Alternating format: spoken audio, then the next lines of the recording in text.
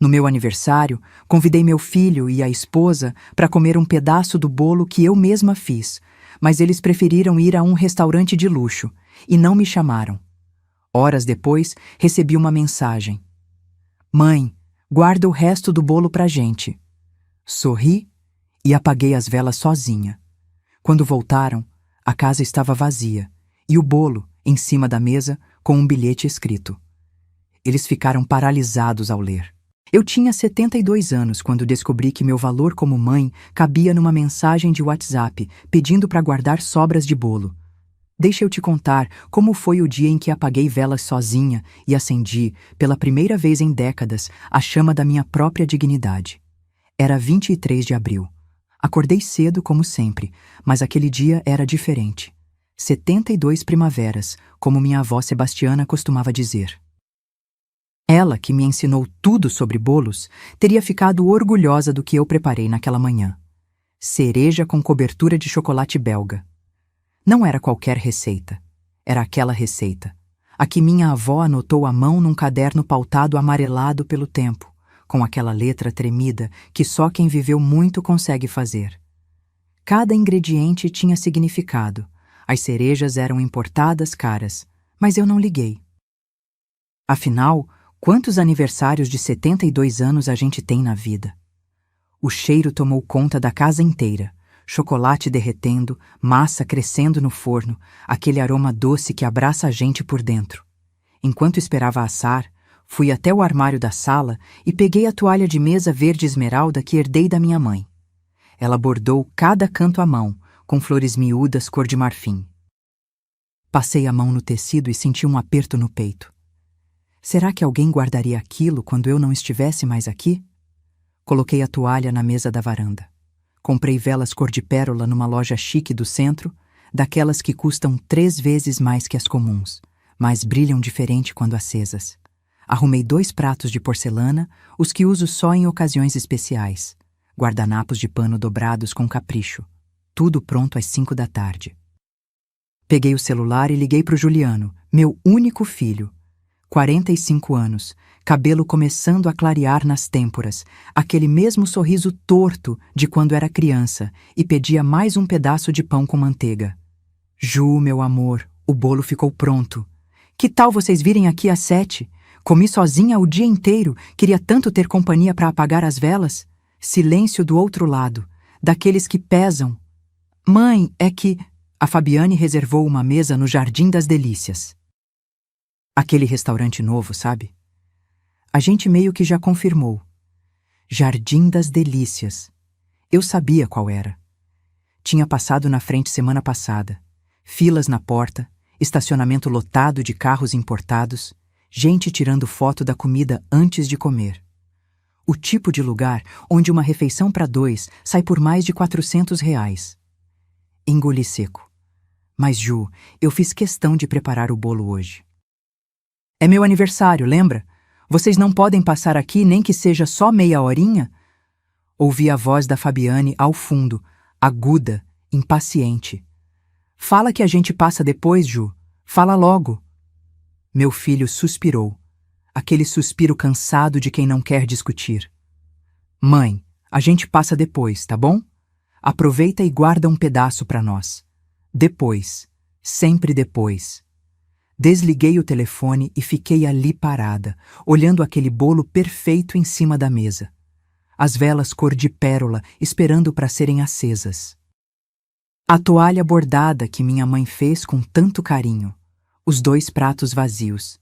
Sentei na cadeira de vime da varanda e respirei fundo. O sol estava se pondo, pintando o céu de laranja e rosa. Bonito demais para um momento tão feio.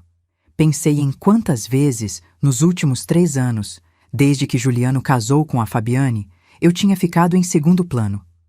Natal passado, eles foram para a casa dos pais dela. Ano novo, viajaram sem me avisar. No aniversário dele, em janeiro, eu dei R$ 8.000 de presente para ajudar com a reforma do apartamento. Ele mal olhou nos meus olhos quando agradeceu. Mas eu nunca tinha sentido isso antes. Essa dor aguda no peito, como se alguém tivesse enfiado uma agulha bem no meio do externo e torcido devagar. Eles não viriam. No meu aniversário, eles escolheram ostras e champanhe em vez da minha companhia. E eu?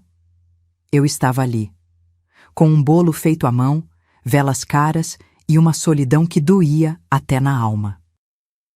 Mas o pior ainda estava por vir, e quando veio, mudou tudo. Se você já sentiu que seu amor valia menos que um compromisso qualquer, fica comigo até o final dessa história. Porque o que aconteceu depois daquela noite me ensinou que a gente só perde quando aceita migalhas no lugar do banquete. Se inscreve no canal para não perder os próximos relatos.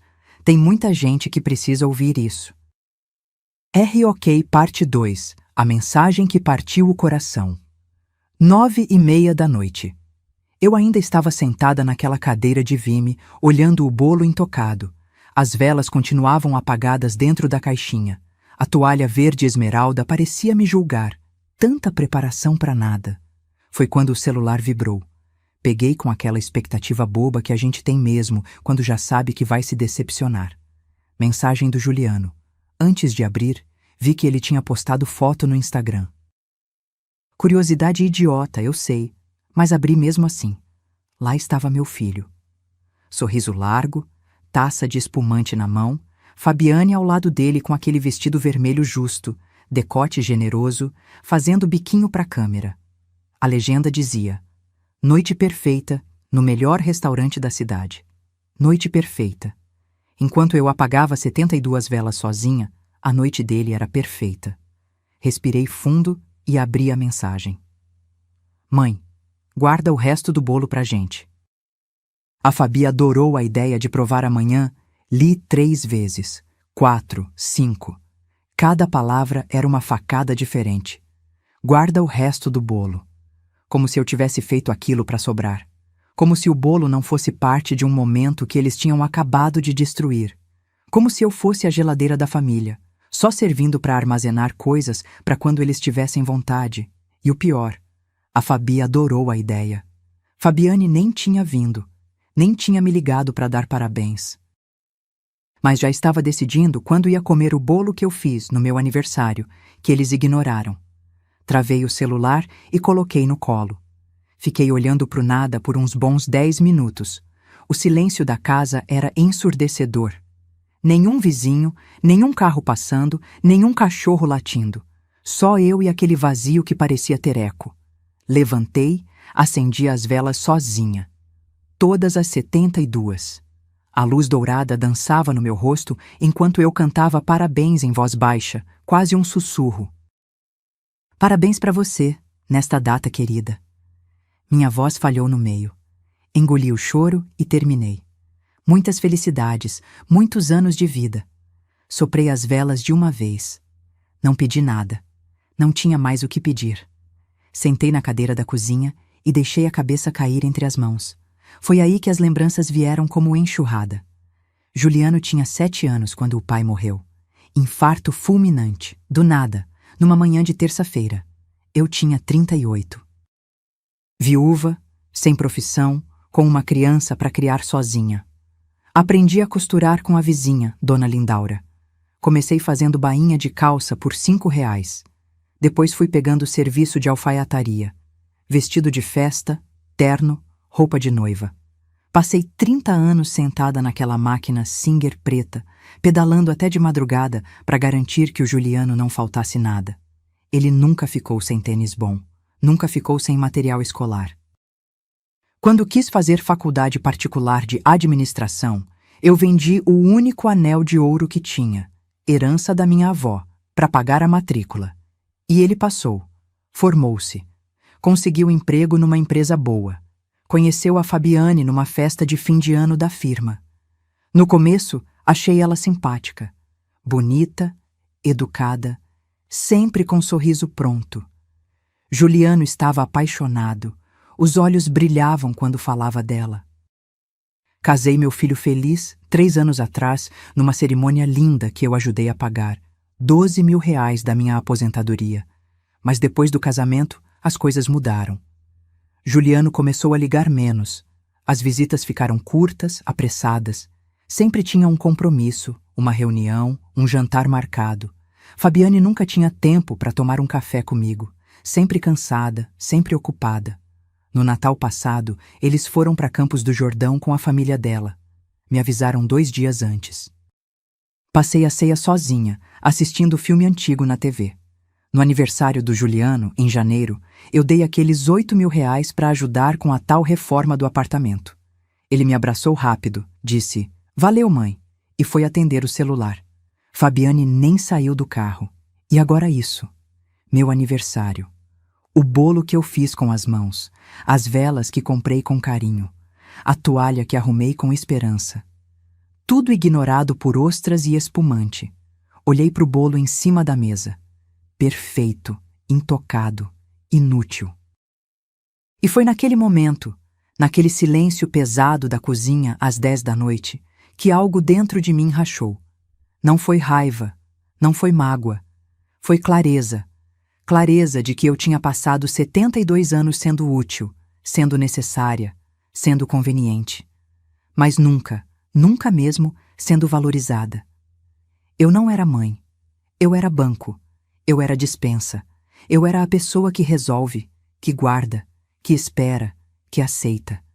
E naquela noite, olhando aquele bolo solitário, eu decidi uma coisa. Não ia mais aceitar. Levantei, peguei uma caneta e um papel. Minha mão tremia, mas escrevi com firmeza. Cada palavra era uma declaração de guerra contra a invisibilidade que eu tinha permitido. Dobrei o papel, coloquei embaixo do bolo. Depois fui para o quarto, abri o guarda-roupa e peguei a mala de viagem. Aquela azul marinho que eu nunca usava. Porque se eles achavam que eu ia ficar ali, esperando para ser lembrada só quando fosse conveniente, estavam muito enganados. Às 3 da manhã, ainda acordada, eu já sabia exatamente o que ia fazer. E eles não faziam a menor ideia do que estava por vir. Sabe aquele momento em que a gente cansa de ser tratada como segunda opção? Pois é, o meu tinha acabado de chegar. E o que eu fiz depois disso deixou meu filho e aquela nora sem chão. Continua comigo. 3 da manhã. Eu estava deitada na cama, olhando para o teto, e sabia que não ia conseguir dormir. Não com aquele nó na garganta. Não com aquela sensação de ter sido esmagada e jogada no lixo como casca de laranja. Levantei, coloquei o roupão e fui até a sala. Sentei no sofá velho de chenille bege, o mesmo onde embalei Juliano recém-nascido, onde ensinei ele a ler, onde consolei ele quando levou fora da primeira namorada. Peguei o celular e comecei a rolar as fotos antigas. Juliano com 6 anos, sorriso banguela, segurando o certificado de melhor aluno da turma. Juliano adolescente, uniformizado, indo para o primeiro dia de estágio. Juliano formado, de beca, me abraçando forte enquanto eu chorava de orgulho. Onde foi que eu perdi meu filho? Ou será que eu nunca tive ele de verdade? Será que eu criei um menino tão acostumado a receber que ele esqueceu de retribuir? Não, não era só culpa dele. Era da Fabiane também. Comecei a lembrar dos sinais que eu tinha ignorado. Pequenos desrespeitos que eu engoli porque não queria ser a sogra chata. No chá de panela, ela fez questão de dizer na frente de todo mundo: "Ai, Clarice, você não precisava ter trazido presente tão caro. A gente aceita vale-presente também, viu?" Eu tinha dado um jogo de jantar de porcelana que custou R$ 1.200. Todo mundo riu, mas eu senti o veneno na frase. No aniversário de casamento deles, ano passado, eu perguntei se podiam jantar comigo. Fabiane respondeu pelo Juliano. "A gente já combinou com os amigos, Clarice, mas obrigada pelo convite." Nem olhou na minha cara quando disse. E teve aquele dia que eu passei no apartamento sem avisar, levando marmita de estrogonofe, o preferido do Ju. Toquei a campainha 3 vezes. Ouvi vozes lá dentro, risadas. Ninguém atendeu. Mais tarde, Juliano mandou mensagem. "Desculpa, mãe, a gente estava no banho." Os dois? Por meia hora? Eu sempre engolia, sempre relevava, sempre arrumava desculpa na minha cabeça. Eles são jovens, têm a vida deles, eu não posso ser pesada. Mas naquela madrugada, sozinha na sala escura, eu percebi uma coisa. Eu não era pesada, eu era invisível. E pior, Eu tinha deixado isso acontecer. Fui até o escritório, aquele cantinho da casa que era do meu falecido marido, Reinaldo. A mesa de madeira escura ainda tinha o cheiro dele, mesmo depois de tantos anos. Abri a gaveta onde eu guardava os documentos importantes: escritura da casa, extratos bancários, testamento. Passei os olhos nos papéis e uma bomba explodiu na minha cabeça. Juliano achava que a casa era metade dele. Eu sabia disso porque, 6 meses atrás, ele comentou com a Fabiane e eu ouvi por acaso. Quando for a hora, pelo menos a gente não vai ter problema com o imóvel. A casa já é praticamente nossa. Mas não era. A casa estava só no meu nome, sempre esteve. Reinaldo tinha deixado tudo para mim. E eu nunca transferi nada, nunca doei nada, nunca prometi nada. Juliano vivia numa fantasia. E a Fabiane, eu tinha certeza, alimentava essa fantasia. Peguei o extrato bancário. 380 mil reais. Herança do Reinaldo, mais o dinheiro que juntei quando vendi o ponto comercial que eu tinha. Uma lojinha de costura que funcionou bem por 10 anos. Juliano sabia desse dinheiro.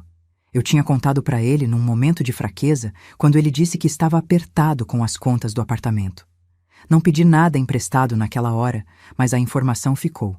E desde então, o jeito dele comigo mudou. Ficou mais atencioso. Ligava mais. Mas sempre tinha um pedido no final. Mãe, você pode ajudar com uns 2.000? É só até o próximo mês. Ou, mãe, a Fabi viu um sofá lindo, mas tá caríssimo. Você não consegue dar uma forcinha? Abri o caderno de anotações que eu mantinha. Hábito antigo de quem sempre controlou cada centavo. Lá estava tudo registrado. Março de 2023. 15 mil reais para a entrada do carro da Fabiane. Promessa de pagar em 6 meses. Nunca pagaram. Julho de 2023. 12 mil reais para emergência do apartamento. Descobri depois, por acaso, que eles tinham ido para Cancún. Fotos no Instagram. Outubro de 2023 até agora. 6 mil bares por mês de ajuda de custo. Eu moro sozinha. Gasto menos de 3 mil por mês. Por que eu estava bancando o estilo de vida deles? Somatória. Mais de 120 mil reais em menos de 2 anos.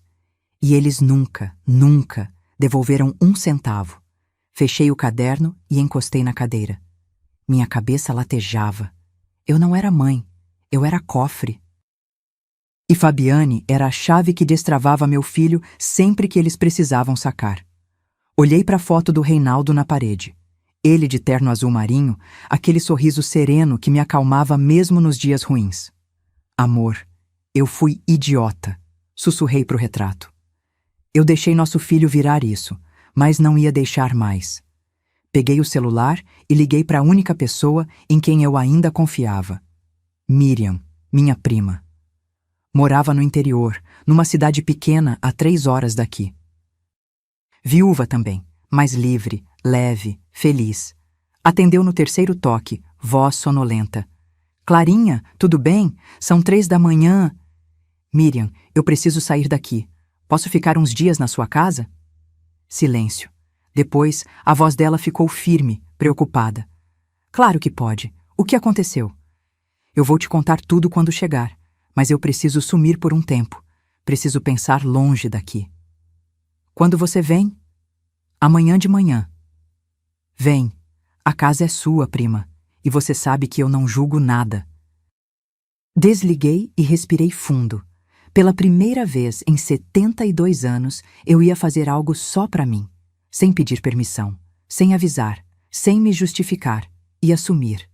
E quando Juliano e Fabiane voltassem para buscar o resto do bolo, iam encontrar muito mais do que esperavam. Iam encontrar o fim da mulher que aceitava migalhas, e o começo da mulher que eu deveria ter sido desde sempre. E você já chegou num ponto em que percebeu que precisava desaparecer para ser notada? Eu cheguei. E o que aconteceu quando eles descobriram que eu tinha sumido foi devastador. Fica até o final. 6 da manhã. O sol ainda nem tinha nascido direito quando comecei a arrumar as malas. Não tinha dormido nada, mas estava estranhamente desperta. Como se cada célula do meu corpo soubesse que aquilo era necessário. Abri o guarda-roupa e peguei só o essencial. Roupas confortáveis, alguns vestidos simples, o casaco de lã bege que eu gostava. Nada de luxo, nada que pesasse. Mas tinha coisas que eu não podia deixar para trás. Fui até a cômoda e peguei o estojo de veludo vermelho onde guardava o broche de ouro da minha mãe. Uma joia antiga, delicada, com detalhes em filigrana. Minha mãe usava em todas as festas importantes. Quando ela morreu, foi a única coisa que eu pedi para ficar comigo. Abri o estojo, o broche brilhava na luz fraca da manhã. Passei o dedo na superfície fria e senti um aperto no peito. Quantas vezes eu pensei em dar aquilo para o Juliano? Quantas vezes quase entreguei, achando que ele ia valorizar, que ia entender o significado? Mas agora eu sabia. Se eu desse, Fabiane ia vender. Ia trocar por uma bolsa de grife ou um jantar caro. E o broche da minha mãe ia virar nota de R$ 500 na mão de um estranho. Coloquei o estojo na mala. Aquilo era meu. Peguei também o álbum de fotos antigas. Juliano bebê. Eu e Reinaldo no dia do casamento. Minha avó Sebastiana na cozinha, sorrindo com as mãos sujas de farinha. Não eram só fotos. Era a prova de que eu tinha vivido, amado, construído algo antes de virar só uma fonte de dinheiro. Fui até o escritório e peguei os documentos importantes. Escritura da casa, certidões, extratos bancários. O testamento que eu tinha feito 2 anos atrás, e que Juliano achava que dizia uma coisa, mas dizia outra completamente diferente. Coloquei tudo numa pasta plástica azul e enfiei no fundo da mala. Depois fui até a cozinha. O bolo ainda estava lá. Intocado. Perfeito.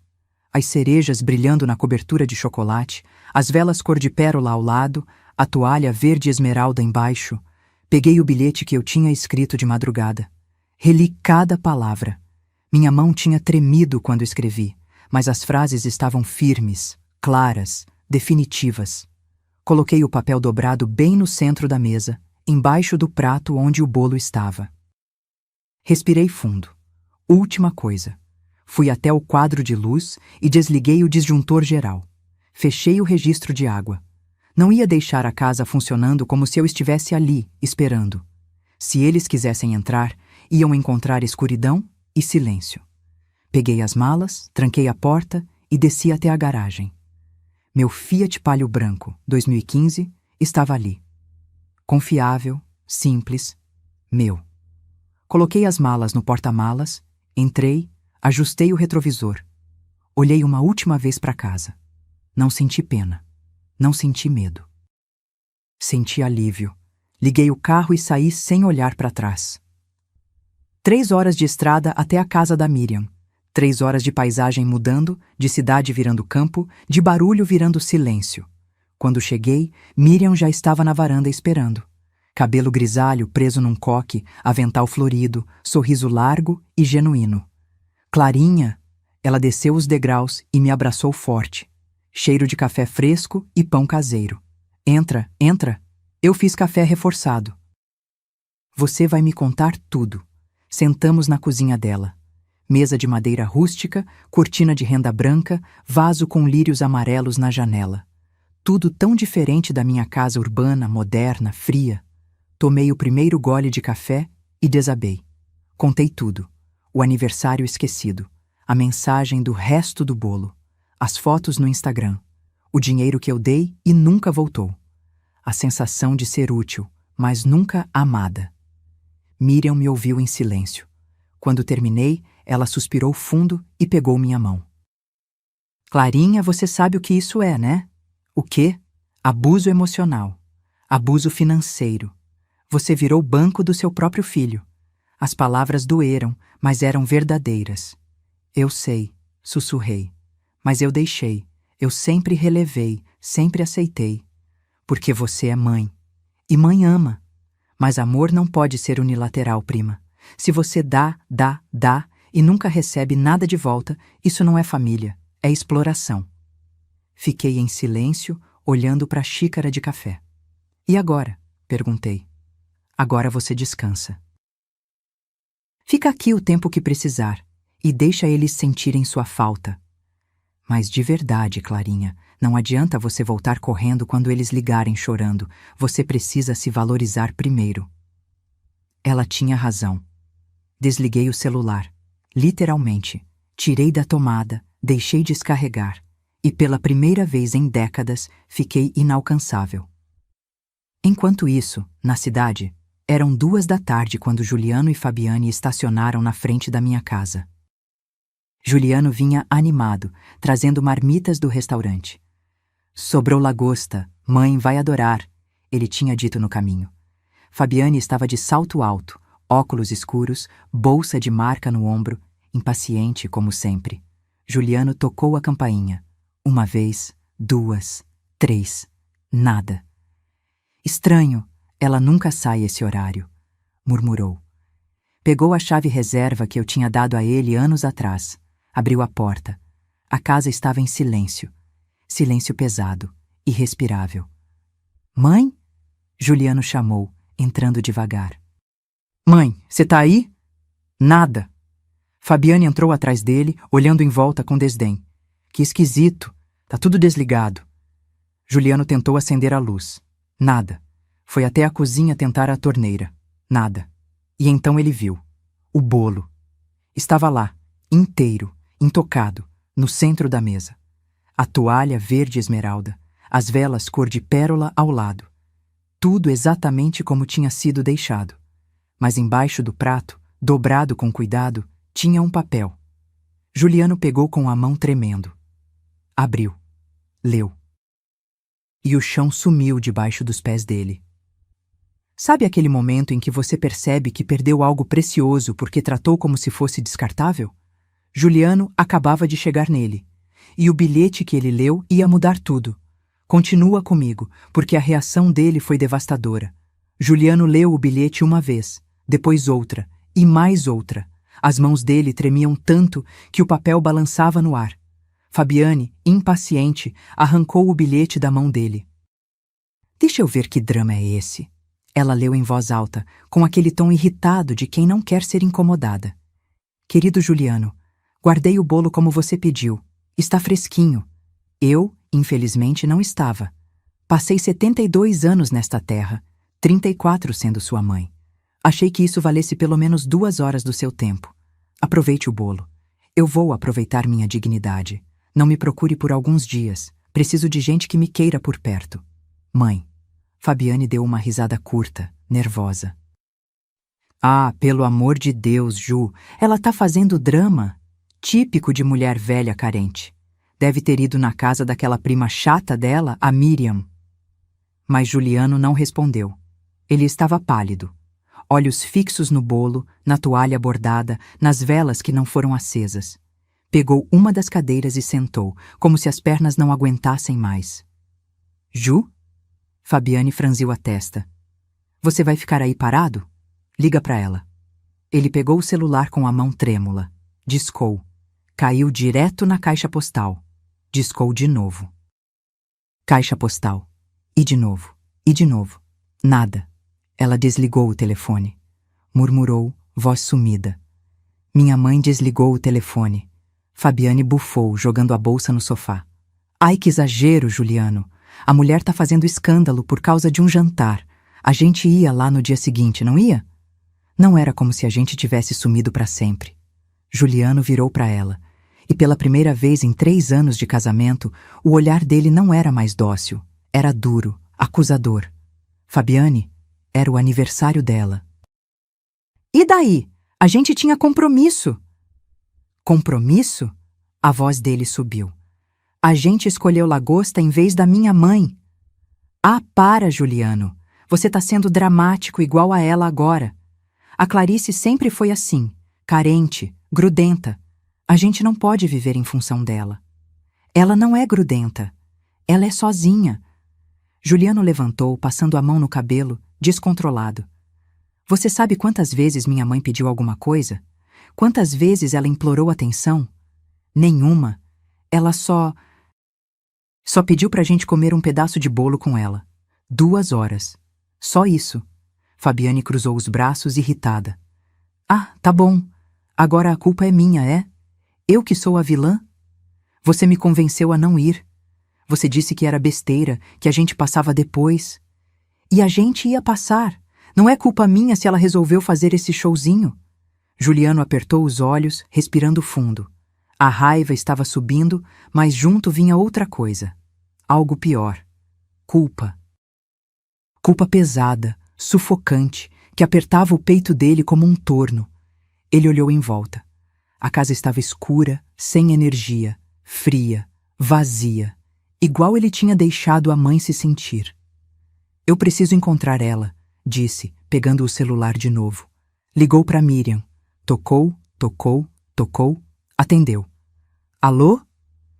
Miriam, é o Juliano. A minha mãe tá aí? Silêncio. Miriam, por favor, eu sei que ela tá aí. Eu só quero falar com ela, saber se ela tá bem. Juliano. A voz da prima era firme, cortante. Sua mãe não quer falar com você agora. Mas eu preciso explicar. Explicar o quê? Que você deixou ela sozinha no aniversário dela? Que você só lembrou dela quando quis guardar sobras de bolo? Eu sei que eu errei, Miriam, mas... Não tem mas, Juliano. Você magoou ela. Feio. E ela precisa de tempo para processar isso. Respeita o espaço dela. Mas e se acontecer alguma coisa? E se... Nada vai acontecer. Ela tá bem.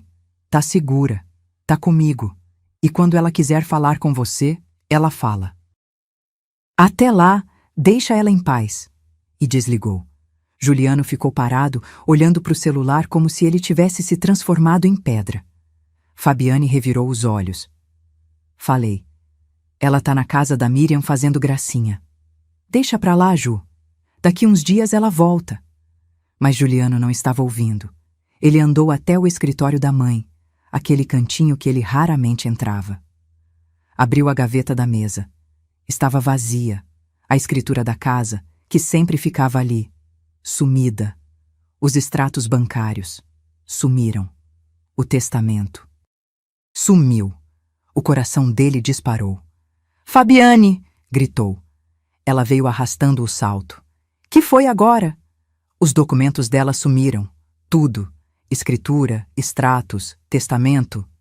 Fabiane empalideceu. Por um segundo, a máscara de indiferença caiu. Como assim sumiram? Ela levou tudo. Juliano abriu outra gaveta desesperado.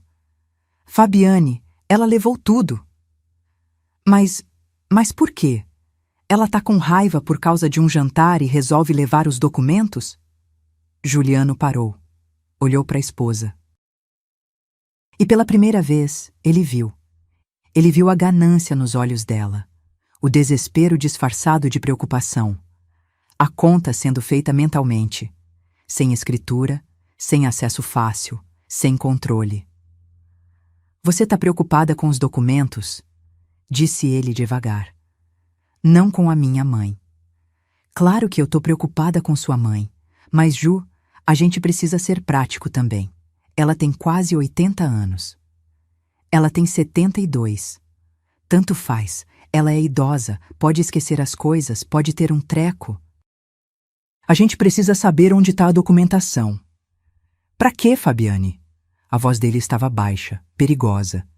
Pra que você precisa saber onde está a documentação da minha mãe? Ora, para proteger ela. Se acontecer alguma coisa... eu sou o filho. Eu resolvo. Mas a gente é casado, Ju. O que é seu é meu também. E ali, naquela frase. Juliano entendeu tudo. Ele andou de volta para a cozinha, pegou o bilhete da mãe e leu de novo. Dessa vez, devagar, absorvendo cada palavra. Aproveite o bolo. Eu vou aproveitar minha dignidade. Dignidade. Sua mãe tinha perdido a dignidade. Por causa dele, por causa deles. E ele, cego, surdo, idiota, nem tinha percebido. Sentou na cadeira de novo. Dessa vez, começou a chorar. Chorar mesmo. Soluços presos, lágrimas grossas, ombros tremendo. Fabiane ficou parada, sem saber o que fazer. Ju, para com isso. A gente resolve. A gente vai até lá, conversa com ela. Sai, disse ele, sem olhar para cima. O quê? Sai, Fabiane. Vai embora. Ju, eu não vou sair e te deixar assim. Sai! Ele gritou, e o som ecoou pela casa vazia. Sai dessa casa agora, antes que eu fale coisas que não posso voltar atrás. Fabiane ficou paralisada. Depois pegou a bolsa, indignada. Você vai se arrepender de falar comigo desse jeito, Juliano. Eu já me arrependo de muita coisa, Fabiane. Mas de te mandar embora agora, isso eu garanto que não. Ela saiu, batendo a porta, e Juliano ficou sozinho, na casa vazia da mãe. Com um bolo intocado na mesa, e uma culpa que pesava mais que qualquer herança.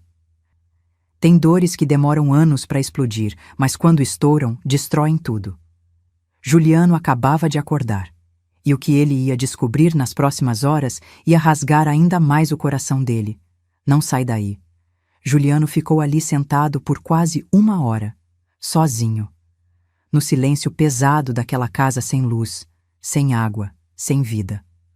O bolo continuava na mesa, perfeito e inútil. As velas cor de pérola ao lado, esperando uma celebração que nunca aconteceu. Ele pegou o celular de novo, tentou ligar para a mãe. Caixa postal, mandou mensagem. Mãe, por favor, me atende. Eu preciso falar com você.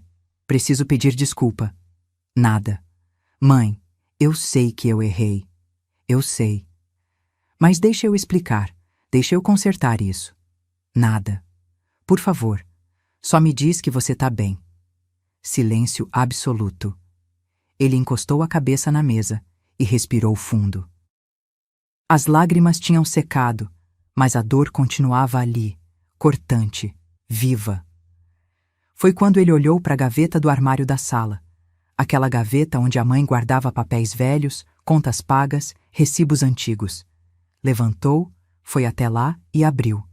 Dentro, um caderno pautado azul claro. Ele reconheceu na hora.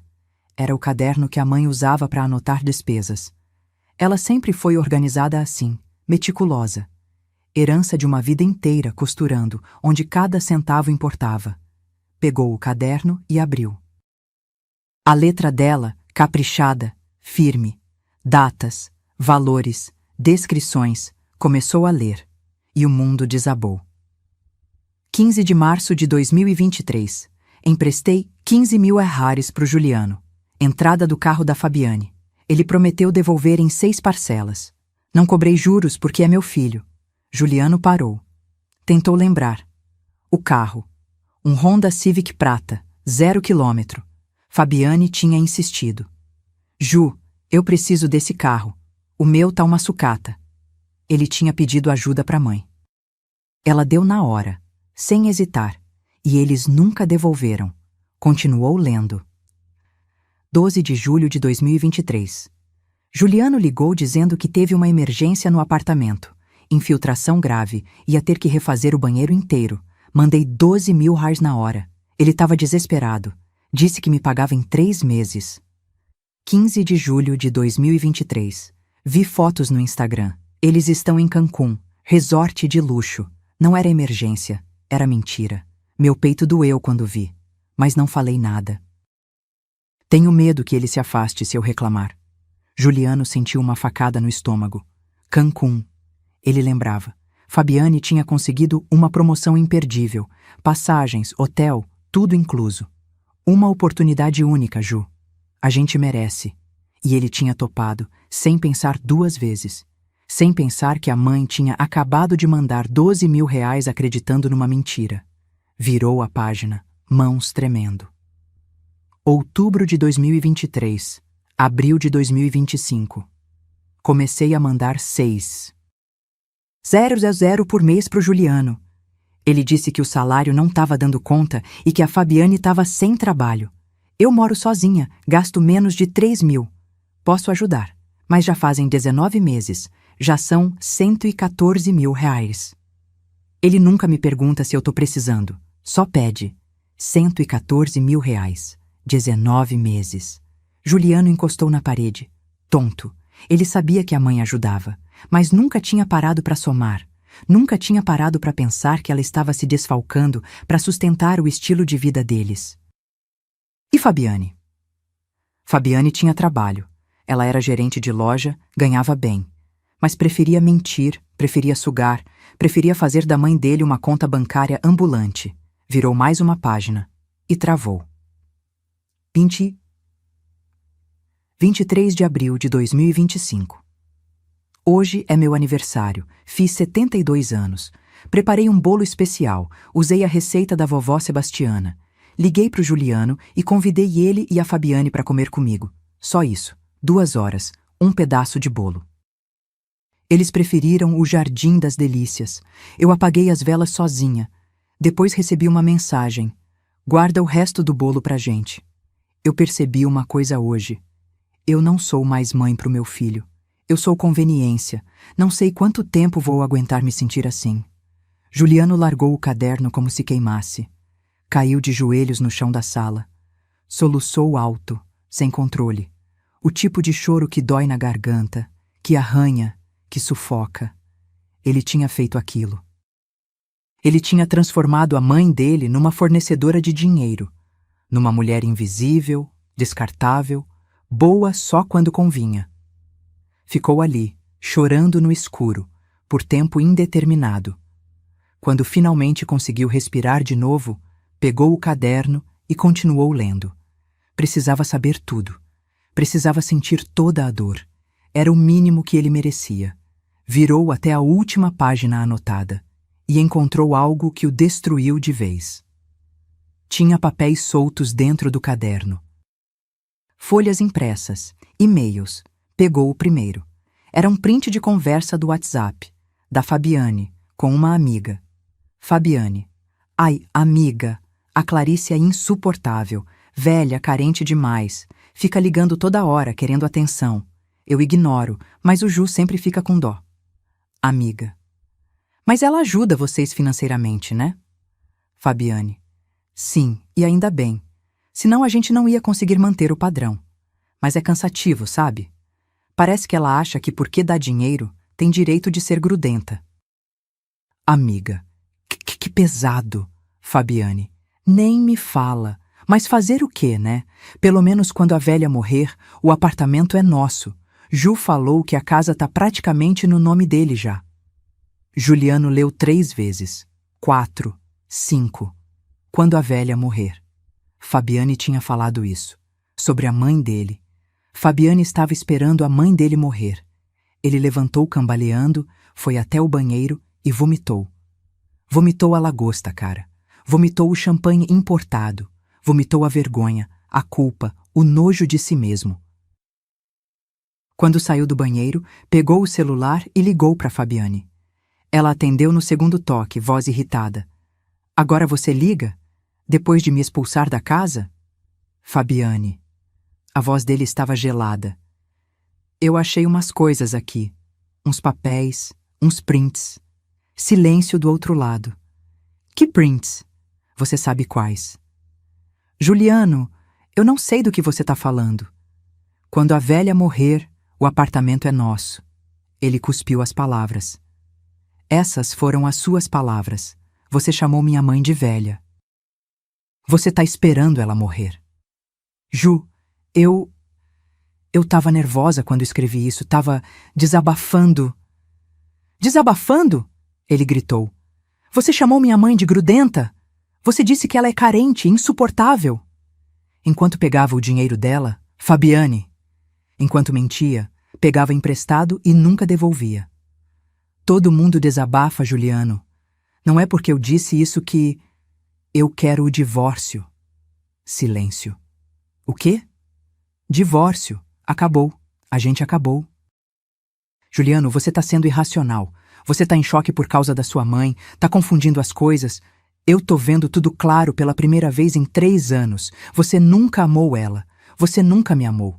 Você só queria o dinheiro, a casa, a segurança. E eu fui cego, mas agora eu vi. E eu não quero mais. Não quero mais você. Se você pedir divórcio, eu levo metade de tudo, Juliano. Metade do apartamento, metade... Leva. Pode levar. Porque não tem nada que valha ficar do seu lado. Nada. E desligou. Bloqueou o número. Sentou no chão da sala de novo, abraçou os joelhos e finalmente entendeu. Ele tinha perdido a única pessoa que realmente o amava, e nem sabia se um dia conseguiria recuperá-la. Tem arrependimentos que pesam como chumbo. Juliano acabava de descobrir o tamanho do estrago, mas minha história ainda não tinha acabado, porque enquanto ele sofria, eu estava florescendo, e o que eu aprendi longe dele mudou tudo. Fica comigo. Enquanto Juliano se afogava em culpa na cidade, eu estava sentada na varanda da casa da Miriam, tomando café com bolo de fubá e olhando para o horizonte verde que se estendia até onde a vista alcançava. Paz. Silêncio bom. Aquele que acalma, não que sufoca. Passaram-se 5 dias desde que eu saí de casa. 5 dias sem ligar o celular. 5 dias sem ouvir desculpas, pedidos, justificativas. 5 dias só meus. Miriam tinha me dado o quarto de hóspedes. Simples, mas aconchegante. Cama de casal com colcha de retalhos feita por ela mesma, cortina branca que dançava com o vento, cheiro de alfazema nos lençóis. Pela janela, eu via a jabuticabeira carregada de frutos. De manhã, os pássaros faziam uma sinfonia que eu tinha esquecido que existia. Na primeira noite, desabei. Chorei até doer o peito, até a garganta arranhar. Miriam me abraçou em silêncio. Deixou eu esvaziar tudo. Chora, prima, ela disse acariciando meu cabelo. Chora tudo que você engoliu esses anos todos. Depois a gente conversa. E foi o que eu fiz. No segundo dia, acordei com os olhos inchados, mas o coração mais leve, como se tivesse tirado uma pedra de cima do peito. Miriam fez café, pão de queijo quentinho, requeijão caseiro. Sentamos na cozinha dela e finalmente contei tudo. Não só o aniversário. Tudo mesmo. Os empréstimos nunca devolvidos. Os R$ 120 mil que saíram da minha conta em menos de 2 anos. A sensação de ser uma extensão da carteira deles. Nunca uma pessoa. As visitas curtas, apressadas, mecânicas. O jeito como Fabiane falava comigo, sempre com pressa, sempre irritada, sempre me fazendo sentir que eu estava atrapalhando. Miriam me ouviu sem interromper. Quando terminei, ela suspirou e segurou minha mão. Clarinha, eu preciso te falar uma coisa. E você não vai gostar de ouvir. Olhei para ela, assustada. O quê? Você tem R$ 380 mil guardados, certo? Acenei que sim. E o Juliano sabe disso. Sabe, admiti baixinho. Mas, então, prima, você não é mãe para o seu filho. Você é investimento. As palavras caíram como um martelo. Doeu. Doeu muito, mas era verdade. A Fabiane sabe desse dinheiro também? Perguntou Miriam. Eu nunca contei para ela diretamente, mas tenho certeza que o Juliano comentou. Então pronto, tá tudo explicado. Você virou vaca leiteira, Clarinha, e enquanto tiver leite, eles vão continuar ordenhando. Fechei os olhos, respirei fundo. Eu deixei isso acontecer, Miriam. Deixou. Mas não porque você é burra ou fraca, você deixou porque você é mãe. E mãe tem esse defeito de achar que amor é dar sem esperar nada. Mas ó, prima, amor que só vai numa direção não é amor, é exploração. Ela se levantou, pegou uma cadeira e sentou na minha frente, olhos nos meus olhos. Você precisa de ajuda profissional, Clarinha. Não é vergonha nenhuma. Você precisa aprender a se valorizar, porque enquanto você não fizer isso, ninguém vai fazer por você. E foi assim que, no terceiro dia, eu marquei consulta com a psicóloga da cidade.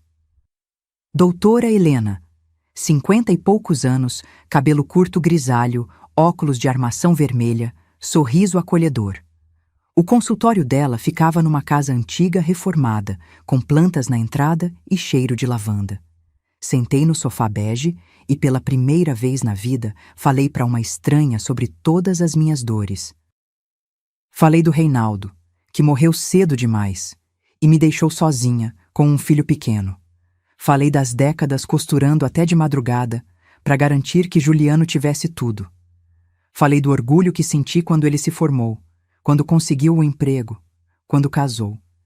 E falei da solidão. Aquela solidão que não é falta de gente, mas falta de presença. De ser lembrada só quando conveniente. De sentir que meu valor estava no que eu podia dar, nunca no que eu era. Doutora Helena me ouviu sem julgar. Anotava algumas coisas, balançava a cabeça, às vezes sorria com tristeza. Quando terminei, ela tirou os óculos e disse: Clarice, você passou a vida inteira cuidando dos outros, mas esqueceu de cuidar de você. E agora chegou a hora de fazer diferente. Como? Primeiro, você precisa entender que colocar limites não é egoísmo. É necessidade. Se você não se proteger, ninguém vai proteger. Assenti, engolindo o nó na garganta. Segundo, você precisa reconstruir sua identidade fora do papel de mãe. Quem é Clarice além de mãe do Juliano? A pergunta me pegou desprevenida. Fiquei em silêncio. Não sabia responder. Exatamente, disse ela gentil. Você se perdeu no caminho. E agora, aos 72 anos, você tem a chance de se reencontrar. Saí dali com o peito apertado, mas também com algo novo crescendo dentro de mim. Esperança. No quarto dia, Miriam me apresentou às amigas dela. Mulheres incríveis, viúvas ou separadas, todas acima dos 65, todas independentes, todas vivas. Dona Neuza, 78 anos, tinha acabado de voltar de uma viagem sozinha para a Chapada Diamantina. Ela me mostrou fotos das cachoeiras, dos trekkings, do pôr do sol alaranjado. Clarice, depois que meu marido morreu, eu fiquei 5 anos em casa de luto, achando que minha vida tinha acabado. Até que um dia eu acordei e pensei: Neuza, você tá viva, então age como tal. Comprei uma mochila e saí viajando. Melhor coisa que já fiz. Dona Aparecida, 70 anos, pintora. Ela tinha uma exposição marcada para dali 2 meses em São Paulo. Pinturas vibrantes, cheias de cor, de vida. Eu comecei a pintar aos 65, Clarice. Nunca é tarde, você só precisa começar. Conversar com elas foi libertador. Elas não me julgaram, não me trataram como coitada, me trataram como igual. E pela primeira vez em anos, eu me senti vista. No 5º dia, acordei mais cedo e fui caminhar na praça da cidade. Era uma manhã fresca, céu azul clarinho, brisa suave. Coloquei uma calça de linho branca, uma blusa verde água que eu tinha comprado num brechó charmoso do centro, tênis confortável. Olhei no espelho antes de sair. Meu cabelo grisalho estava solto, comprido, sem jeito. Sempre usei preso porque era prático, rápido. Mas naquela manhã, olhando meu reflexo, eu pensei: quando foi a última vez que eu me arrumei por mim? Fui até o salão da cidade. Simples, mas limpo, cheiroso. A cabeleireira, Dona Ivone, me recebeu com um sorriso largo. E aí, querida, o que vamos fazer hoje? Quero cortar, disse decidida. Quero um corte moderno, despojado, algo que me faça sentir leve. Ela sorriu. Vai ficar linda. E ficou. Chanel curto na altura do queixo, franjinha lateral, volume nas raízes. Quando ela virou a cadeira e eu me vi no espelho, quase não me reconheci. Eu estava bonita. Não bonita para agradar ninguém. Bonita para mim. Saí do salão com a cabeça erguida. Passei numa loja de roupas e comprei 2 blusas novas, uma saia midi florida, um vestido azul marinho que me deixou elegante. Gastei no total R$ 400 e não senti culpa. Pela primeira vez, gastei dinheiro comigo sem achar que estava desperdiçando. À noite, sentei com Miriam na varanda. Ela olhou para mim e sorriu. Você tá diferente, Clarinha. Tô me sentindo diferente, admiti. E o Juliano? Respirei fundo. Ainda não quero falar com ele. E quando você quiser? Quando eu tiver certeza de que não vou aceitar migalhas nunca mais. Miriam pegou minha mão e apertou. Você tá no caminho certo, prima. E pela primeira vez em 72 anos, Eu acreditei nisso. Tem recomeços que chegam tarde, mas nunca tarde demais. Eu estava renascendo, mas enquanto isso, meu filho estava descobrindo coisas que iam mudar tudo entre nós. E quando ele finalmente me encontrou, nada seria como antes. Fica comigo até o final. 2 semanas se passaram. 2 semanas em que Juliano viveu no inferno que ele mesmo construiu. Ele tentou ligar para mim todos os dias. Mandou mensagens, áudios desesperados, pedidos de desculpa que eu nunca li porque meu celular continuava desligado. Ele foi até a casa da Miriam 3 vezes. Nas 3, ela não abriu a porta. Na primeira vez, ele bateu por 15 minutos seguidos, gritando meu nome, implorando. Eu ouvi da janela do quarto, o coração apertado, mas não desci. Miriam ficou na porta e disse firme: "Sua mãe não quer te ver agora, Juliano. Respeita isso." Mas eu preciso pedir desculpa. Eu preciso explicar. Explica para você mesmo primeiro. Depois, se ela quiser ouvir, ela te procura. Ele saiu destruído. Na segunda vez, trouxe flores. Um buquê caro, de rosas brancas e lírios.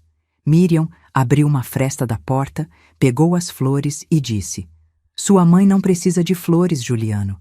Ela precisava da sua presença quando ainda era tempo." E fechou a porta. Eu vi as flores da janela. Eram bonitas, mas não mudavam nada. Na terceira vez, ele nem bateu. Ficou parado no portão, olhando para casa, chorando. Depois foi embora. E naquela noite, finalmente, eu chorei também. Porque dói. Dói ver seu filho sofrer. Dói saber que você causou isso, mesmo que ele tenha merecido. Dói ser mãe e ter que escolher entre perdoar rápido ou ensinar devagar. Mas eu não voltei atrás, porque pela primeira vez eu estava escolhendo minha dor, não a dele. Enquanto isso, a vida de Juliano desmoronava. No banco, ele tentou acessar a conta conjunta que tinha comigo. Conta que eu abri anos atrás para facilitar quando ele precisasse comprar algo e eu transferisse o dinheiro direto. Bloqueada. Ele ligou para o gerente nervoso. "Como assim bloqueada?" "Senhor Juliano, a senhora Clarice removeu você como autorizado. A conta agora está apenas no nome dela." Mas eu preciso falar com ela." "Eu entendo, mas a decisão foi dela. Se quiser reverter, precisa da autorização dela presencialmente." Juliano desligou, atordoado. Ele nunca precisou daquela conta. Nunca usou para emergências de verdade. Mas o fato de eu ter cortado o acesso foi um soco na cara dele. Foi a prova de que eu não era mais a mulher que aceitava tudo calada. Depois, ele tentou ir ao cartório. Queria verificar a escritura da casa. Tinha certeza absoluta, de que pelo menos metade estava no nome dele. Afinal, eu sempre disse que a casa era nossa, que tudo o que eu tinha era dele. Ele pagou a taxa, pediu a segunda via do documento. Quando abriu, o chão sumiu. Proprietária, Clarice Mendes da Silva. Só o meu nome, nenhum outro. A casa nunca foi dele, nunca foi nossa. Sempre foi minha. Ele saiu do cartório cambaleando, entrou no carro e ficou lá dentro por 1 hora, em choque. Fabiane tinha dito 1000 vezes: "Quando sua mãe morrer, a gente tem onde morar." Juliano acreditou. Fabiane planejou em cima disso. Eles contavam com essa herança, mas nunca existiu. Ele pegou o celular e ligou para o advogado da família, Dr. Henrique. "Doutor, eu preciso entender uma coisa. Minha mãe, ela sumiu. Levou todos os documentos e eu descobri que a casa tá só no nome dela.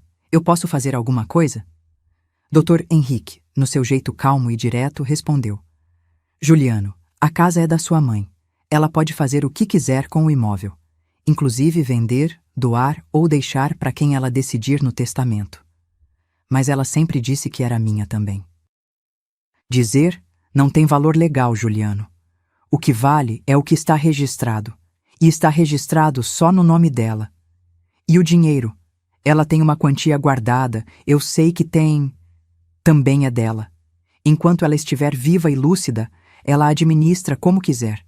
Você não tem acesso, não tem direito, não tem nada. a não ser que ela decida te incluir. Juliano desligou, desesperado. Tudo que ele achava garantido era ilusão. E Fabiane? Fabiane mostrou quem realmente era. Quando soube que a casa não estava no nome de Juliano, ela explodiu. Foram 2 semanas de brigas horríveis, discussões que começavam baixo e terminavam com portas batendo, gritos, xingamentos. Você me enganou, Juliano. Você disse que sua mãe tinha deixado tudo encaminhado. Eu achei que tinha. Ela sempre disse que a casa era minha. Achei. Não paga conta, Juliano. A gente planejou a vida em cima disso. Eu larguei oportunidades achando que a gente tinha uma rede de segurança. Que oportunidades, Fabiane? Você trabalha, você ganha bem. Não ganhava tão bem quanto eu queria. E agora? Agora a gente tá sem nada, sem casa, sem dinheiro, sem nada. A gente tem o apartamento que tá financiado até o pescoço. E você acha que eu vou passar o resto da vida pagando prestação enquanto sua mãe fica sentada numa casa que vale mais de 700 mil reais? Juliano olhou para ela, enojado. Você tá ouvindo o que você tá falando, Fabiane? Você tá desejando que minha mãe morra. Eu não tô desejando, eu só tô sendo realista. Ela tem 72 anos, Juliano. Ela não vai viver para sempre. Sai da minha frente, ele gritou, empurrando uma cadeira. Sai agora antes que eu fale algo que não dá para voltar atrás. E Fabiane saiu, bateu a porta, voltou para a casa da mãe dela e dali a 3 dias mandou mensagem. Eu quero o divórcio e eu vou levar metade de tudo. Juliano nem respondeu, só bloqueou, porque finalmente, depois de 3 anos cego, ele enxergou. Fabiane nunca o amou. Ela amou o que ele poderia herdar. E agora que a herança não existia, ela sumiu.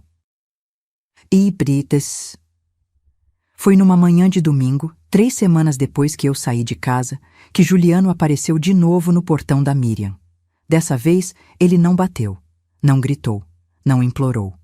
Só ficou ali parado, segurando uma carta. Miriam me chamou. Clarinha, seu filho tá aí. Mas dessa vez ele trouxe uma carta. Ele tá pedindo só para você ler. Não precisa responder se não quiser. Olhei pela janela. Juliano estava magro. O rosto abatido, barba por fazer, olheiras fundas. Parecia 10 anos mais velho. Eu não senti pena. Senti dor, mas não voltei atrás. Miriam desceu, pegou a carta e subiu. Entreguei para mim sem dizer nada. Sentei na cama do quarto e abri. A letra dele trêmula, irregular. Ele tinha chorado enquanto escrevia. Dava para ver pelas manchas borradas no papel. Mãe, eu não sei se você vai ler isso. Não sei se eu mereço que você leia. Mas preciso tentar. Eu descobri o caderno. Descobri os e-mails da Fabiane. Descobri tudo. E pela primeira vez na vida, eu entendi o tamanho da minha cegueira. Você me criou sozinha. Trabalhou até de madrugada para eu não faltar nada. Me deu educação, amor, dignidade. E eu te paguei com abandono. Eu escolhi restaurantes caros em vez de 2 horas com você. Escolhi viagens mentirosas em vez de honestidade. Escolhi uma mulher que te desprezava em vez de defender a única pessoa que sempre me amou de verdade. Eu não tenho desculpa. Não tenho justificativa. Eu fui covarde, egoísta e cego. Eu terminei com a Fabiane. Ela mostrou quem sempre foi. Interesseira, fria, gananciosa. E eu casei com ela. Trouxe ela para perto de você. Deixei ela te machucar. Esse é o meu maior arrependimento. Mãe, eu não tô pedindo perdão porque eu sei que não mereço. Eu só tô pedindo uma chance de mostrar que eu posso ser diferente. Que eu posso ser o filho que você merecia ter tido desde sempre. Eu entendo se você não quiser me ver. Eu entendo se você me tirar da sua vida. Mas, por favor, só me diz que você tá bem. Só isso. Eu preciso saber que você tá bem. Te amo. E vou passar o resto da vida tentando provar isso. Juliano. Dobrei a carta devagar. Coloquei no criado mudo. E chorei. Não porque eu ia voltar atrás, mas porque era isso que eu precisava ouvir. Não justificativa. Não desculpa. Reconhecimento. Mas ainda não era hora de responder. Porque antes de perdoar meu filho, eu precisava me perdoar. E isso ia demorar um pouco mais. Tem perdões que precisam de tempo, e cartas que doem mais do que silêncios. Juliano tinha acordado, mas eu ainda estava aprendendo a andar sozinha. E o que aconteceu quando finalmente nos encontramos mudou tudo. Não desgruda daí. 1 mês inteiro. 30 dias longe da minha casa, longe da minha rotina, longe do meu filho. 30 dias que me transformaram mais do que os últimos 10 anos. Eu não era mais a mesma mulher que saiu naquela madrugada com o coração partido. Tinha algo diferente em mim agora. Algo que brilhava nos meus olhos quando eu me olhava no espelho. Dignidade.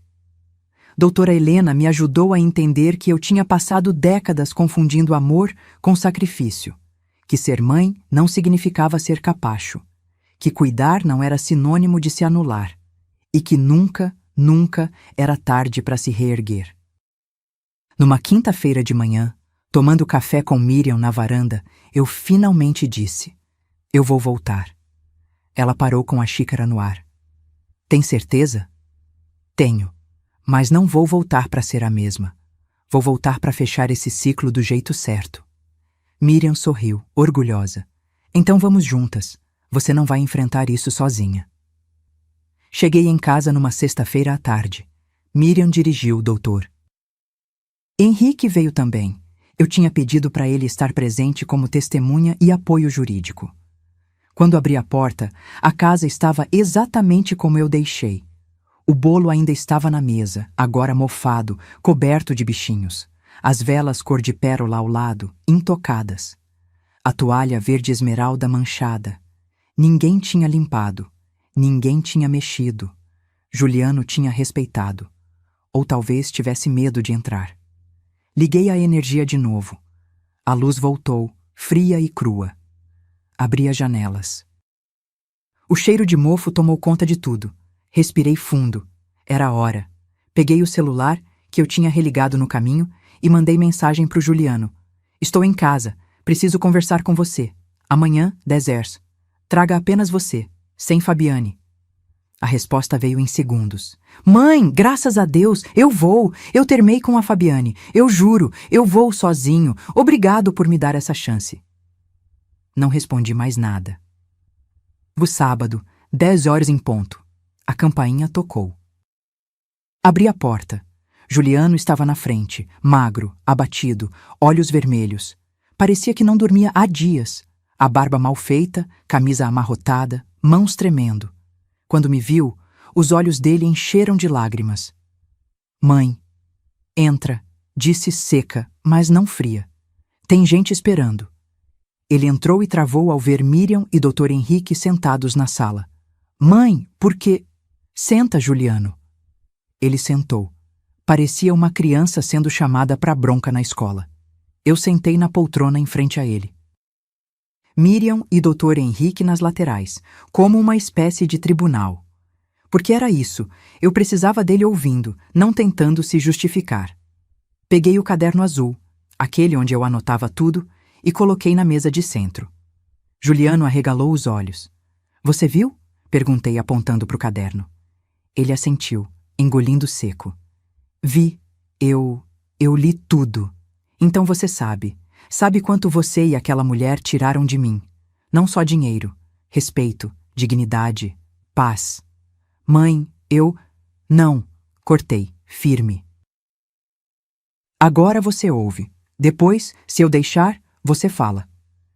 Ele fechou a boca, lágrimas escorrendo. Respirei fundo e comecei. Eu passei 34 anos da minha vida criando você sozinha. Trabalhei até de madrugada, costurei até meus dedos sangrarem para garantir que você tivesse tudo. Educação, roupa, comida, dignidade. Quando seu pai morreu, eu podia ter desistido. Podia ter te entregue para minha mãe criar, podia ter voltado para a casa dos meus pais. Mas eu não desisti. Porque você era meu filho. E eu te amava. Juliano soluçou. Eu sei, mãe. Deixa eu terminar. Minha voz estava firme, mas carregada de dor. Quando você cresceu, quando conseguiu o emprego, quando casou, eu achei que tinha feito o meu papel. Achei que você estava pronto. Mas você não estava. Você se casou com uma mulher que via dinheiro onde devia haver família, que chamava sua mãe de velha carente por mensagem, que esperava eu morrer para ficar com minha casa. Juliano empalideceu. Como você... Peguei os prints que eu tinha guardado, aqueles que ele também tinha encontrado. Joguei na mesa. Eu sabia antes de você, Juliano. Eu sabia fazia meses. Uma amiga dela, com dó, me mostrou. E sabe o que eu fiz? Nada. Porque eu tinha medo. Medo de te perder. Medo de que se eu reclamasse, você escolhesse ela. Ele cobriu o rosto com as mãos, chorando. Mãe, eu sinto muito. Eu sinto tanto. E você escolheu. Continuei, implacável. Você escolheu ela. No meu aniversário, quando eu te pedi 2 horas, você escolheu lagosta e champanhe. Você me mandou guardar sobras, como se eu fosse geladeira, como se eu não tivesse sentimentos. Eu fui um idiota. Eu fui cego. Você foi egoísta. Cortei. E eu deixei. Eu deixei porque tinha medo de te perder. Mas sabe o que eu aprendi nesse 1 mês longe? Que eu já tinha te perdido fazia tempo. Eu só não queria aceitar. O silêncio pesou. Dr. Henrique se mexeu na cadeira, observando. Miriam segurou minha mão, me dando força. Respirei fundo e continuei.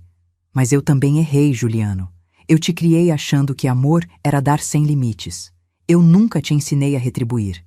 Eu nunca te mostrei que relacionamentos são via de mão dupla. Então, parte da culpa é minha, e eu aceito isso. Ele levantou o rosto incrédulo. Mãe, não! A culpa não é sua. É sim, parcialmente. Mas agora eu vou consertar. E você também. Peguei uma pasta que estava ao lado da poltrona. Abri. Dentro, documentos organizados. Isso aqui? Disse mostrando. É o extrato de tudo que você me pediu nos últimos 2 anos. Somando tudo dá R$141 mil. Juliano arregalou os olhos. Tanto assim? Tanto. E você nunca devolveu 1 centavo.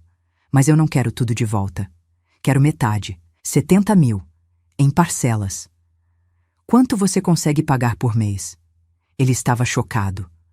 Mãe, Você tá me cobrando?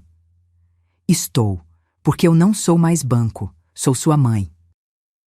E mães merecem respeito, não exploração. Dr. Henrique puxou um documento. Eu preparei um contrato simples, R$70 mil, parcelados em 24 vezes, 3 mil por mês, sem juros. Se você concordar, assina aqui. Juliano olhou para o papel, depois para mim. Eu concordo, eu pago, eu vou pagar tudo, mãe. Ótimo. Assina. Ele assinou com a mão tremendo. Depois peguei outro documento. Isso aqui é o testamento. Você precisa saber de uma coisa. A casa está só no meu nome. Sempre esteve. E vai continuar assim enquanto eu estiver viva. Quando eu morrer, sim, vai ser sua. Mas por escolha minha, não por obrigação. Entendeu? Ele assentiu, engolindo seco. Entendi. E mais uma coisa. Eu vou viajar. Vou aproveitar o dinheiro que eu juntei a vida inteira. Vou conhecer praias, cidades, lugares que eu sempre sonhei. E não quero você ou mais ninguém me fazendo sentir culpada por isso. Esse dinheiro é meu, entendeu? Sim, mãe. Eu entendo. Silêncio. Ele respirou fundo e disse, voz embargada. Mãe, eu sei que eu não mereço. Mas, será que um dia você consegue me perdoar? Olhei nos olhos dele. Aqueles mesmos olhos de criança que me pediam mais um copo de leite antes de dormir. Aqueles mesmos olhos que brilharam no dia da formatura. Perdoar? Repeti. Juliano, eu nunca vou esquecer o que você fez. Mas perdoar? Isso vai depender de você. Se você mudar de verdade. Se você me tratar como mãe, não como conveniência. Se você aparecer quando eu precisar, não só quando você precisa. Aí sim, talvez, com o tempo, a gente reconstrói isso. Ele se levantou, hesitante. Posso te abraçar? Fiquei em silêncio por alguns segundos. Depois levantei e abri os braços. Ele me abraçou forte, desesperado, chorando feito criança. E eu chorei também, porque perdoar não é esquecer, é escolher não carregar mais o peso. Tem abraços que doem, que curam e machucam ao mesmo tempo. Mas são necessários. E o que veio depois desse dia mudou não só a minha relação com meu filho, mas comigo mesma. Fica comigo até o final. Falta pouco. 3 meses depois daquele encontro, eu estava sentada numa cadeira de praia em Maceió, os pés enterrados na areia branca, o sol quente no rosto, um livro aberto no colo. Olhei para o horizonte. O mar verde turquesa se estendia infinito, as ondas quebravam mansas e o som era de paz pura. Ao meu lado, Miriam tomava água de coco, de óculos escuros e chapéu de palha. Clarinha, você tá com cara de quem tá pensando demais. Sorri. Tô pensando em como a vida muda rápido quando a gente escolhe mudar com ela. Ela riu. Demorou, mas você aprendeu. E tinha aprendido mesmo. Nos 3 meses desde o confronto, muita coisa aconteceu. Juliano cumpriu a palavra. Todo dia 5, ele depositava os R$3.000 na minha conta, sem atraso, sem desculpa. Ele tinha até conseguido um trabalho extra, fazendo consultoria nos finais de semana, para garantir que conseguiria pagar. Mas mais do que o dinheiro, ele tinha mudado a postura. Ele me ligava.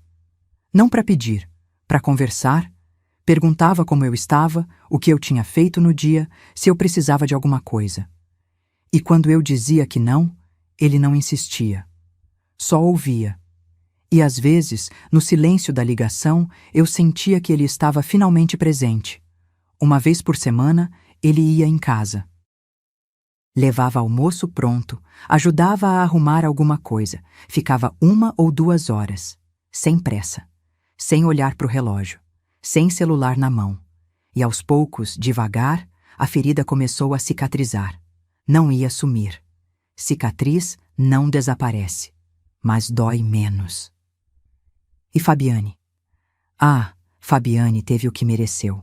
Ela tentou processar Juliano por abandono afetivo e danos morais, alegando que ele tinha terminado o casamento de forma abrupta e traumática. Pediu metade do apartamento, metade dos bens e uma indenização de R$50.000.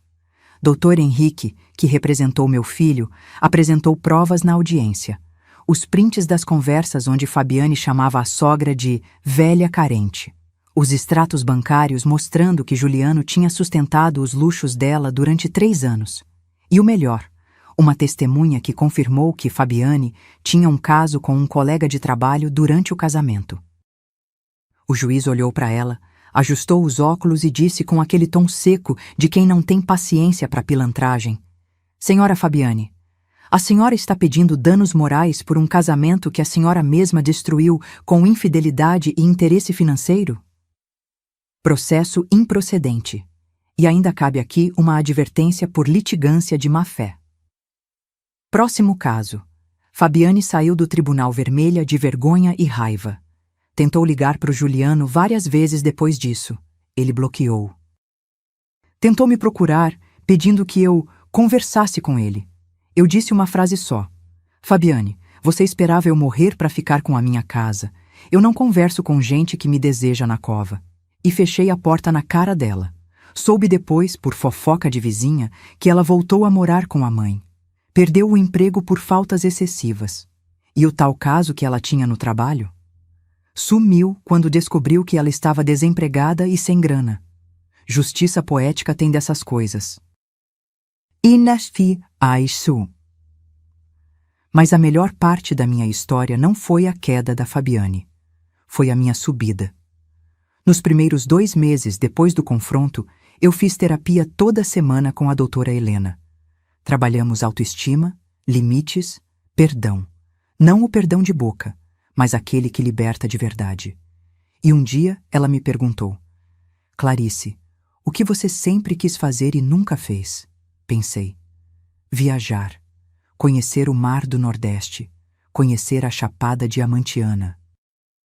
Ver o pôr do sol em Fernando de Noronha. E por que nunca fez? Sempre achei que era egoísmo. Sempre achei que meu dinheiro tinha que estar guardado para emergências. E você percebe que a emergência é agora? Que a vida tá passando e você tá deixando ela passar? Saí daquela sessão e comprei passagem. Maceió, 7 dias. Hotel pé na areia. Penso completa. Quando contei pro Juliano, ele sorriu. Um sorriso genuíno, orgulhoso. Vai, mãe, você merece. E fui. Não, Maceió foi só o começo. Depois fui pra Chapada Diamantiana com o grupo da Dona Neuza. Fizemos trilhas, vimos cachoeiras de água cristalina, dormimos em pousadas simples, mas acolhedoras. Eu, com 73 anos, subi morro, atravessei rio, tirei foto em cima de pedra gigante. E me senti viva. Depois, Porto de Galinhas. Depois, Bonito. Depois, Lençóis Maranhenses. Gastei quase R$80 mil em 6 meses de viagem. E não senti um pingo de culpa. Porque aquele dinheiro era meu. Eu tinha suado por ele. Eu tinha trabalhado 30 anos por ele. E agora, finalmente, ele estava me dando o que eu merecia: liberdade. Hoje, sentada nessa praia em Maceió, com Miriam ao lado e o grupo de amigas novas rindo ali perto, eu pensei em tudo o que aconteceu. Pensei no bolo de cereja que apodreceu em cima da mesa. Pensei nas velas cor de pérola que nunca foram acesas. Pensei na solidão daquela noite. E pensei na mulher que eu era naquele dia, invisível, pequena, aceitando migalhas. Não sou mais ela. Hoje eu sou Clarice, 73 anos. Cabelo grisalho curto e moderno, vestido azul marinho esvoaçante, chinelo de dedo simples, pele bronzeada do sol nordestino. Sou mulher que viaja sozinha, que põe limites, que cobra o que é dela, que perdoa, mas não esquece, que ama, mas não se anula. Meu celular vibrou. Mensagem do Juliano. Mãe, transferi os 3 mil. Tô com saudade. Quando você volta? Sorri. Digitei. Semana que vem. E traz almoço, que eu quero ouvir como você tá de verdade. Levo sim. Te amo, mãe. Também te amo, filho. Guardei o celular. Respirei fundo. O vento bagunçou meu cabelo. Miriam olhou pra mim. Tá tudo bem, Clarinha? Tá tudo ótimo, prima. E era verdade. Mamãe sempre de hoje, quando conto essa história, e eu conto para quem quiser ouvir, as pessoas sempre perguntam a mesma coisa. Clarice, você perdoou o seu filho de verdade? E eu respondo, perdoei, mas não voltei a ser quem eu era, porque perdoar não é voltar para o passado, é seguir para o futuro sem carregar o peso. Eu perdoei o Juliano, mas não abri mão da Clarice que eu me tornei. Essa Clarice, ninguém tira mais de mim. Aquele bolo de cereja que eu fiz no meu aniversário, jogamos fora depois de 3 dias. Estava mofado, estragado, imprestável. Mas sabe o que não estragou? Eu. Eu floresci. Depois de 72 anos aceitando ser tratada como segunda opção, eu finalmente escolhi ser protagonista da minha própria vida. E hoje, aos 73, posso dizer com todas as letras: essa é a melhor fase da minha vida. Porque dignidade não tem idade. Recomeço não tem prazo de validade. E nunca, nunca é tarde demais para escolher você mesma. Aquele bolo apodreceu, mas eu renasci. Fechei o livro, levantei da cadeira e caminhei até a beira do mar. A água gelada molhou meus pés. O sol começava a se pôr, pintando o céu de laranja e rosa. Olhei para o horizonte e sorri. Porque finalmente, depois de tantos anos, eu não estava mais esperando sobras. Eu estava vivendo o banquete inteiro. E era delicioso. Bomis, Sam, no fim. Reflexão final. Quantas vezes a gente aceita migalhas no lugar do banquete? Quantas vezes a gente se anula esperando que alguém nos valorize? Eu aprendi, aos 72 anos, que dignidade não se pede, se impõe. que amor de verdade não te diminui, te eleva, e que nunca, mas nunca mesmo, é tarde para recomeçar. Se a minha história tocou seu coração de alguma forma, eu quero saber. De onde você está assistindo? Escreve aqui nos comentários a sua cidade, seu estado ou até seu país. Deixa eu saber que essa mensagem chegou até você. E se você conhece alguém que precisa ouvir isso, uma mãe, uma avó, uma amiga que está aceitando menos do que merece, compartilha esse vídeo, porque tem gente que precisa saber que recomeçar é possível. Deixa seu like se você acredita que dignidade não tem idade. E se inscreve no canal para continuar acompanhando histórias reais de superação, de dor, de luta e de recomeço. Porque a vida da gente não acaba quando a gente envelhece, ela só muda de capítulo. E eu, Clarice, estou escrevendo os melhores capítulos agora. Um abraço forte. E lembra, você vale mais do que sobras.